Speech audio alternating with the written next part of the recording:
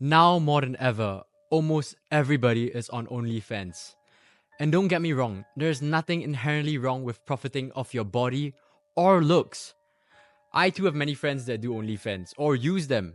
I personally would never consider doing it due to how I was raised and having invested so much into my education, along with the fact that I believe I have other ways to make money that espouses to my own morals. However, sex sells. Always have and always will. The sex trade and pornographic industry has been a business as old as time. From the good old days of the Playboy magazine, all the way to nascent adult sites like RedTube promulgating the internet. OnlyFans has revolutionized sex work by making it easier for cam girls and adult creators to start making money online from adult content in a safe way, without having predatory pimps taking advantage of them. On the contrary, the cam girls now are the ones taking advantage of not pimps but sims. This is not a video to denounce OnlyFans or even the sex trade, but rather to shed light on when the line is crossed and marketing for OnlyFans becomes immoral and predatory. Personally, I have no gripe with the general adult content creator posting thirst traps or gaining their subscriptions that way. Frankly, social media is full of them.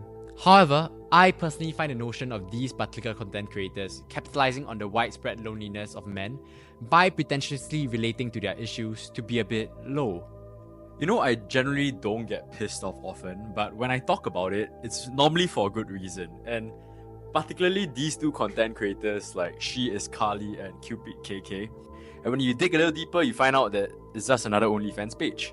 So what you're doing is kind of just trying to get into the FYP of all this For You page, right? Of these lonely single male who are struggling through a breakup. And I guess my objective of making this video is to help guys enlighten themselves into realizing that these girls do not care about your feelings. They don't give a shit about you actually. They really don't. All they want is your hard-earned money, and you are doing yourself a disservice by paying for their attention when you should be working on yourself. So, yeah, wake the fuck up. A lot of their content is catered towards the lonely man going through heartbreak. A lot of the comments would say, "Put this on her feed, not mine." And that is the danger of the social media algo. It finds their desired audience, the single, lonely, heartbroken men, allowing them to fester and marinate in their loneliness, with their only outlet being finding a virtual girlfriend in them, or scraping for any semblance of attention or solace from these OnlyFans creators. There is nothing inherently wrong with their messaging. However, I take some offense in the hypocrisy of their content, where it's worded to be comforting and helpful to the mental health of lonely men, but in reality, a guise to take advantage and monetize off their loneliness from a burgeoning demographic of broken males. This here is a girl with a tattoo, piercings, butt and OnlyFans, and I'm supposed to believe that she understands what it's like to be a man. At the end of the day, I'm not trying to attack their characters. I'm sure they're also just trying to make a living, and I wouldn't be surprised if they had mental health issues themselves. After all, in this industry that they're in, it's often common to be chastised, objectified, and vilified. I just personally believe there's a better way to do things. I guess the reality is that both parties are to blame, the Sims and the OnlyFans creators, but it doesn't have to be this way. As men, I implore you to break free from societal strangles and self-imposed doubt. You would want to learn to build yourself up, learn a new skill, advance in your career, build a new income stream, achieve your fitness goals. If that sounds like you, then you're going to want to listen. I too was once like this. I've been love scammed, cheated on, and hit rock bottom, financially, emotionally, and everything else. And you can find my journey in the link in the bio below. But at the end of the day, we live, we learn, and we can choose to be different.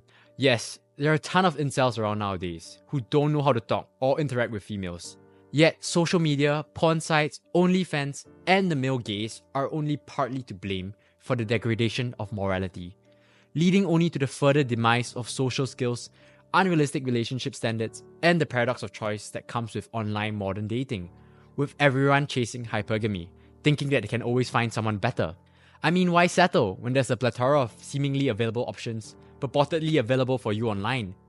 When in reality, most of these potential partners are just ersatz figures you'll likely never meet in real life. Look at what happened with Japan. It first started with monetary stimulus, helicopter money, and unprecedented spending, developing into a lost decade, where this country faced high inflation, a lagging stock market, and mistrust in their financial system. Finally, culminating into the generation of lost men we know of Japan today, with the biggest pornographic and anime industry in the world, where youths recluse themselves at home, condone debauchery, and fester in incel-like behavior. We call these terms nomikai, uwakai, hentai, and hikikomori. At the end of the day, this quote puts it well. Hard times create strong men. Strong men create good times. Good times create weak men, and weak men create hard times. And with what we're facing of a few decades of quantitative easing, an economic bubble, and the lowest average testosterone in males of all time, with a society emasculating young men, we are truly creating a generation of weak men. And we are in some truly unprecedented weak times. Is it finally the West's turn to see a new generation of soft men with the start of a soft guy era? Drizzle, drizzle.